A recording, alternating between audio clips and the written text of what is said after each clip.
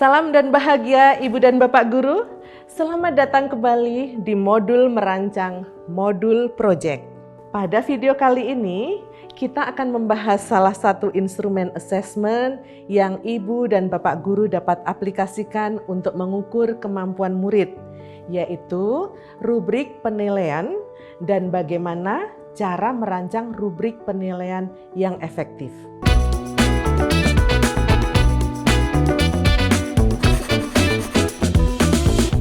Sebelum kita berdiskusi bagaimana merancang rubrik assessment yang sesuai dengan kebutuhan Ibu dan Bapak Guru dan murid-murid, yuk kita bahas sekilas tentang apa sih rubrik itu, lalu mengapa sih menggunakan rubrik dalam proyek? Rubrik digunakan untuk mengevaluasi performa murid secara terukur, membangun, dan objektif. Hal ini disebabkan karena rubrik menguraikan kriteria penilaian dan deskripsi yang jelas pada setiap tingkat pencapaian murid. Pada tugas proyek ada banyak proses serta tahapan berpikir dan bekerja yang dialami oleh murid. Untuk mengukur dan menilai aneka keterampilan murid dan membantu guru dalam mengevaluasinya, maka rubrik adalah instrumen yang tepat. Rubrik dapat membuat proses penilaian menjadi lebih efisien. Rubrik ini dapat dipakai sebagai instrumen penilaian proyek oleh Ibu dan Bapak Guru sebagai fasilitator proyek, dan bahkan dapat pula dipakai oleh murid sendiri untuk mengukur ketercapaiannya. Bagi murid-murid, rubrik yang efektif juga dapat memberikan murid-murid pemahaman yang jelas, terutama mengenai ekspektasi suatu tugas dan keterkaitan tugas dengan tujuan proyek. Rubrik juga melatih murid-murid untuk mengevaluasi pekerjaan mereka sendiri, sekaligus dapat dipakai sebagai acuan pemberian umpan balik, termasuk pada kegiatan proyek ini.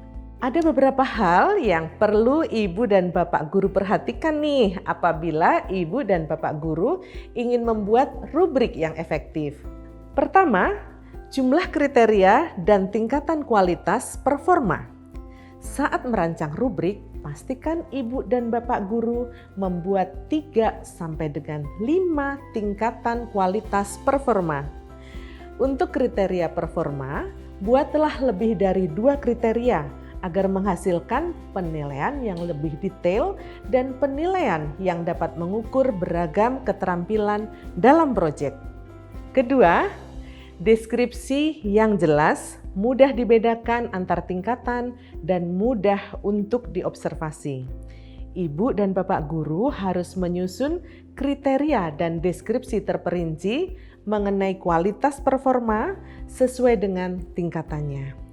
Hal apa yang membuat murid-murid Ibu dan Bapak Guru memenuhi kriteria-kriteria seperti mulai berkembang, sudah berkembang, mahir, sangat mahir? Ketiga, dokumen penguatan profil pelajar Pancasila. Ibu dan Bapak Guru harus memastikan bahwa rubrik untuk proyek yang dirancang sudah mengacu pada naskah akademik profil pelajar Pancasila. Ibu dan Bapak Guru juga dapat menggunakan rincian alur perkembangan subdimensi dari fase D sebagai acuan apakah perkembangan keterampilan murid-murid di sub-elemen tertentu sudah sesuai dengan fasenya. Keempat, tipe aktivitas.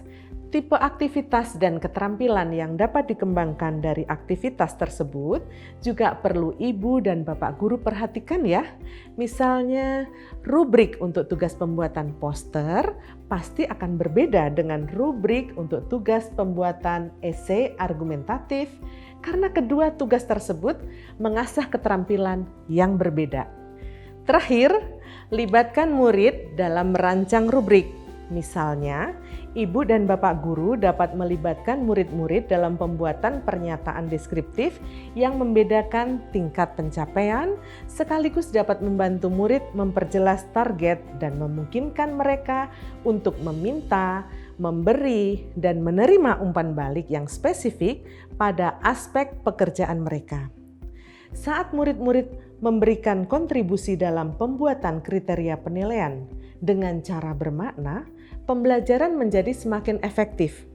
Agar ibu dan bapak guru lebih mendapat gambaran bagaimana merancang rubrik assessment yang efektif, mari kita simak penjelasan lebih lanjut melalui contoh rubrik assessment project berikut ini. Contoh rubrik assessment yang kita bahas kali ini merupakan bagian dalam proyek bertemakan, berekayasa, dan berteknologi untuk membangun NKRI. Dengan tema merancang alat transportasi di masa depan.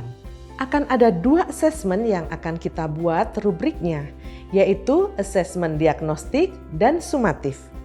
Dalam tiap rubrik terdapat 4 tingkatan kualitas performa yang terdiri dari mulai berkembang, sudah berkembang, mahir, dan sangat mahir. Berikut kriteria di masing-masing asesmen. 1. Asesmen diagnostik.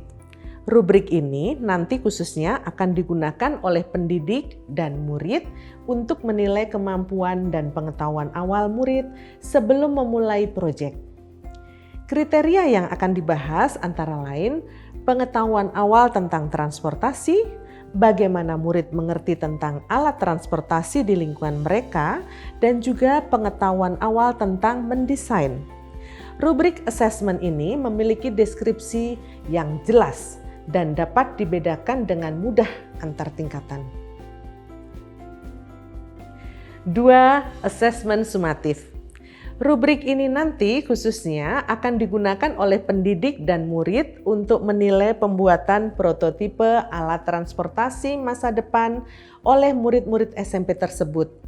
Kriteria yang akan dibahas antara lain isi, kejelasan informasi, estetika, kreativitas, keterkaitan dengan tema, dan pemikiran objektif atau anti bias. Bagaimanakah perbedaan deskripsi antar tingkatan performa?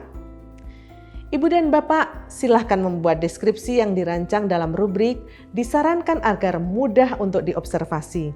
Misalnya, mari kita ambil contoh gradasi performa pada rubrik asesmen sumatif berikut ini. Pada kriteria performa, isi atau kesesuaian teknologi, terlihat jelas perbedaan antar tingkatan. Pada tingkatan performa mulai berkembang, deskripsi kriteria yang digunakan yaitu karya menyampaikan ide dasar tetapi tidak relevan terhadap topik yang dibahas pada aktivitas. Hal ini berbeda dengan tingkatan sudah berkembang. Deskripsi kriteria yang digunakan yaitu karya menyampaikan ide dasar yang sudah relevan dengan topik. Deskripsi ini berbeda pada tingkatan kriteria mahir yang tidak hanya menyampaikan ide dasar, tetapi karya juga menyampaikan ide dalam bentuk informasi sederhana. Pada tingkatan kriteria sangat mahir, karya harus sudah dengan jelas mengidentifikasi berbagai teknologi alternatif yang relevan beserta menambahkan pengetahuan lain yang memperkaya pembahasan. Ibu dan Bapak guru, kegiatan belajar proyek ini merupakan kegiatan belajar untuk penguatan profil pelajar Pancasila, sehingga untuk pencapaian kompetensi murid secara keseluruhan akan dapat terlihat jika kita membuat rubrik yang disesuaikan dengan dimensi dan elemen yang sudah dipilih pada proyek ini. Oleh karena itu, dalam proyek ini untuk melihat ketercapaian dimensi dan elemen yang sudah dipilih, maka kita siapkan rubrik.